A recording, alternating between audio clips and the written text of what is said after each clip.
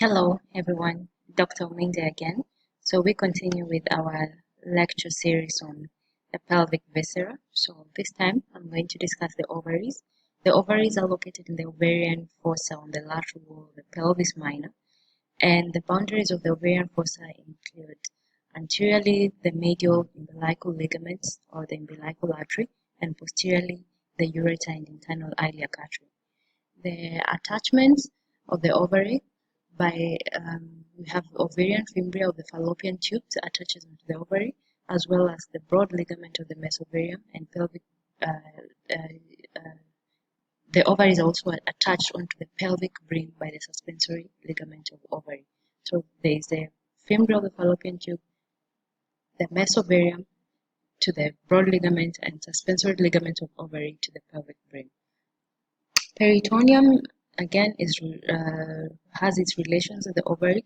So the surface of the ovary is not covered by peritoneum, and during ovulation, oocytes are expelled into the peritoneal cavity.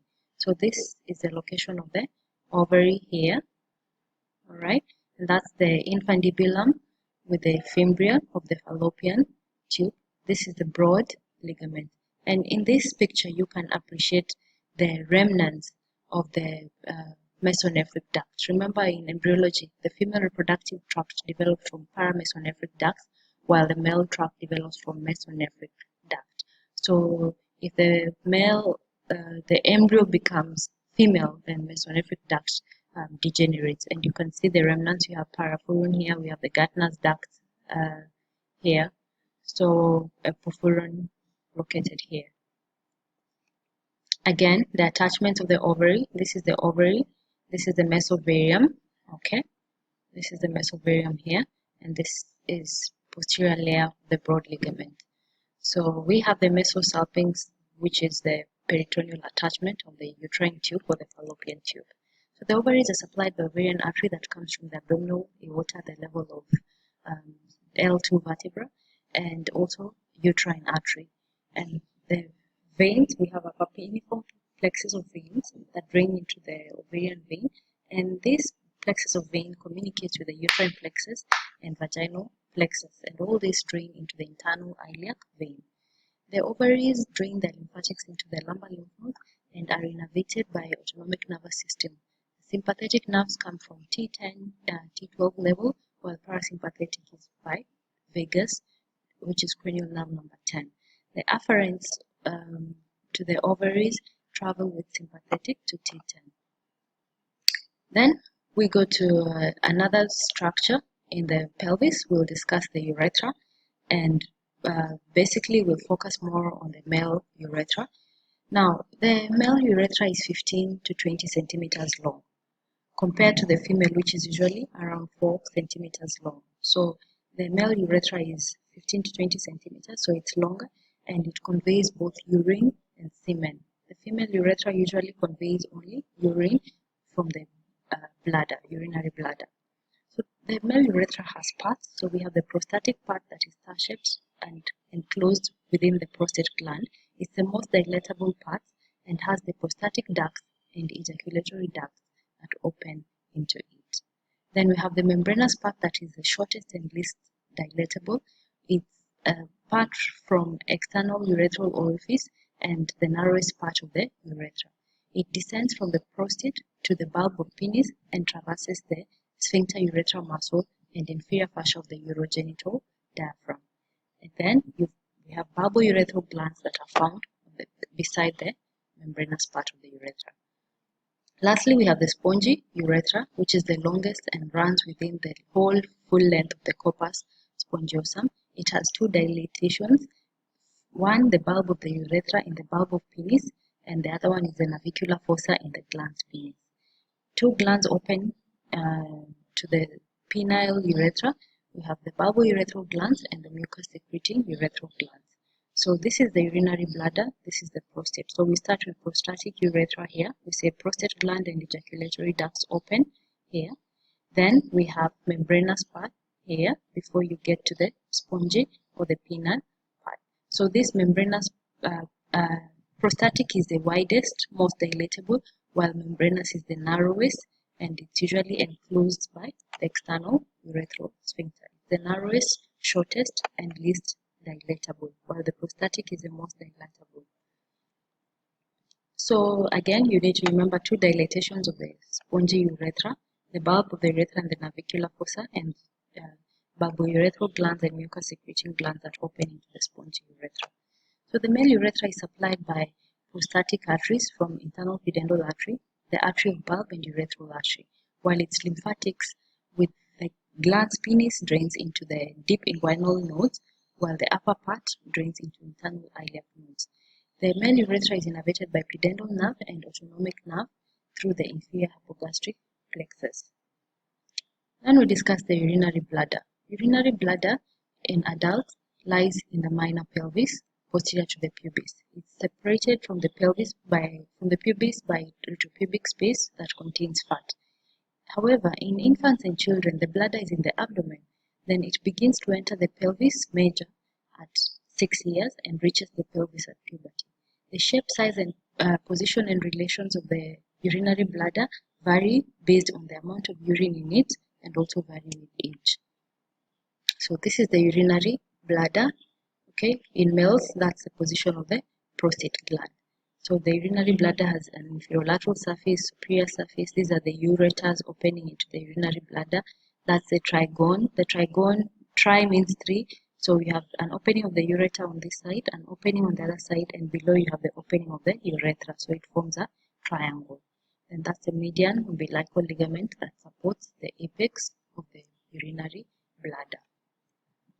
This is the trigone again, ureter, and a urethra opening here.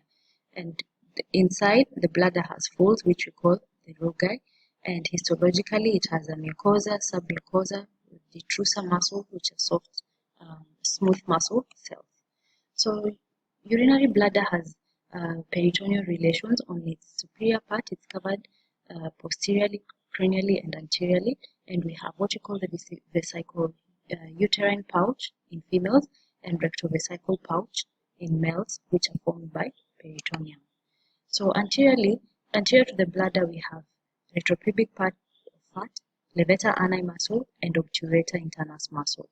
While posteriorly in females, we have the uterus and the vagina, while posterior to the bladder in males, we have the vas deferens, seminal vesicle, and the rectum.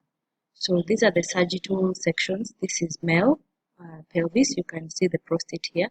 This is the urinary bladder. So posterior to the bladder, you have the seminal vesicles, okay, plus the ejaculatory duct. This is the vas deferens, and of course the fascia adenovilia that separates the bladder from the rectum. So seminal vesicles, ejaculatory ducts, vas deferens, and fascia adenovilia together with the rectum. But in females, posterior to the bladder, you can appreciate the vagina and the uterus. Then we have the vesicle uterine pouch here, right?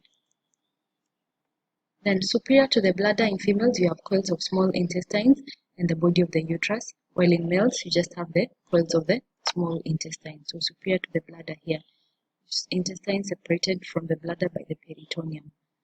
Okay, intestine plus superior part of the uterus in the females. Then inferior to the bladder in females, there is the pelvis and the urogenital diaphragm, same as in male, but the males also have a prostate. So surfaces of the bladder, it has a superior surface that faces upwards, inferolateral surfaces that face inferiorly, and posterior surface facing posteriorly and inferiorly. And this forms the base. Where the base and inferolateral surface converge, that becomes the neck of the bladder. And that's where the lumen of the bladder opens into the urethra and rests onto the prostate gland. So that's the neck of the bladder. So where here, this is the neck of the bladder where you have the urethra and the prostate. So this is superior surface, this is inferior lateral surface. These are the ureters. You can see where they're opening. So support system of the bladder is enveloped by the vesical fascia, which is loose connective tissue that contains vesical venous plexus, and the neck is held by puboprostatic ligament in male and pubovesical ligament in female. The major support is derived from pelvic and urogenital diaphragm. The blood supply of the bladder is by vesical artery. So we have superior vesical artery from umbilical artery and inferior vesical artery directly from internal iliac artery. We also have obturator inferior gluteal arteries, and in females we have uterine and vaginal arteries that also supply the urinary bladder.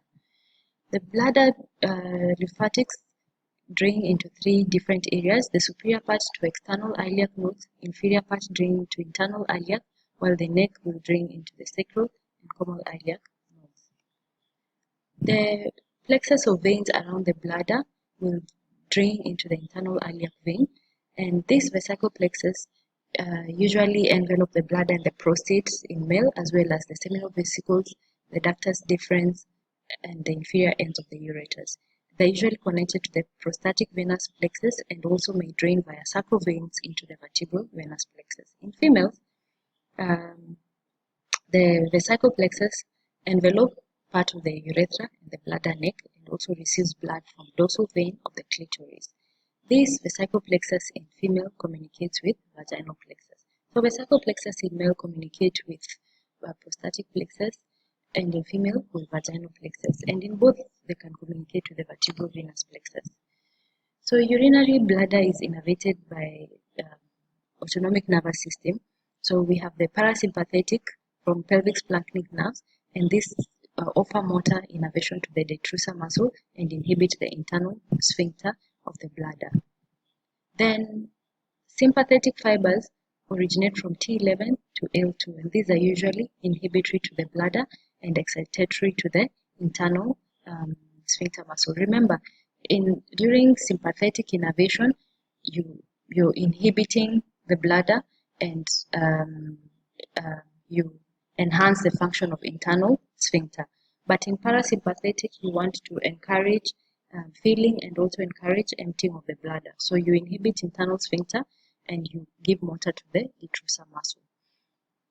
So the external sphincter and other perineal muscles are usually supplied by pudendal nerve. The prostate is the largest accessory gland in the male reproductive system, and it has rich fibromuscular stroma. It's usually located at the bladder neck and usually surrounds the prostatic urethra. There is a sheath that's continuous with the superior fascia of the urogenital diaphragm inferiorly and rectovesical septum posteriorly. It has a base facing upwards, an apex that faces downwards, and also has a posterior, anterior, and inferolateral surfaces. The prostate has two capsules. So a true capsule, which is fibrous and contains the prostatic plexus of veins and nerves, and a false capsule, which is a visceral layer of pelvic fascia that forms fibrous prostatic sheath outside the true capsule. The relations of the prostate: superior to it is the urinary bladder, inferiorly is the urogenital diaphragm, anteriorly is the pubic symphysis and the puboprostatic ligament. Posterior to the prostate are the seminal vesicles, vas deferens, rectum, and the rectoprostatic fascia, which is the fascia denovalia. And through the prostate we have the prostatic urethra. Lateral to the prostate is the levator ani muscle. So this is the prostate. Superior to it is the bladder. Prostatic urethra passes to deep inside it, and then posterior to it you have the seminal vesicle, vas deferens, and the fascia denovalia, which is the rectoprostatic fascia there. Then inferiorly you have the urogenital diaphragm. Laterally we've said you have the levator ani muscle. So the prostate is the prostatic urethra and ejaculatory ducts that usually divide it into lobes. This is the ejaculatory duct. Okay, we'll divide the prostate into different lobes. So the anterior lobe lies in front of the urethra, and it's usually fibromuscular and has less glandular tissue, while the median or middle lobe lies between the urethra and ejaculatory ducts, and it's glandular. All lobes are glandular except anterior lobe, which is mostly fibromuscular. The posterior lobe is behind the urethra, below the ejaculatory duct, while we have two lateral lobes, the right and the left on each side of the urethra. So anterior lobe is anterior to the urethra. Lateral lobes are lateral to the urethra. The median lobe is between urethra and ejaculatory duct, while the posterior lobe is behind the urethra and below the ejaculatory duct. All lobes are glandular except anterior lobe, which is fibromuscular. So that is the prostate gland with the different lobes. That's the anterior lobe. Okay, that's the ejaculatory duct, prostatic urethra. This is the median lobe and the posterior lobe. Okay, this is the left lobe, anterior lobe. On the other side is the right lobe. This is the ejaculatory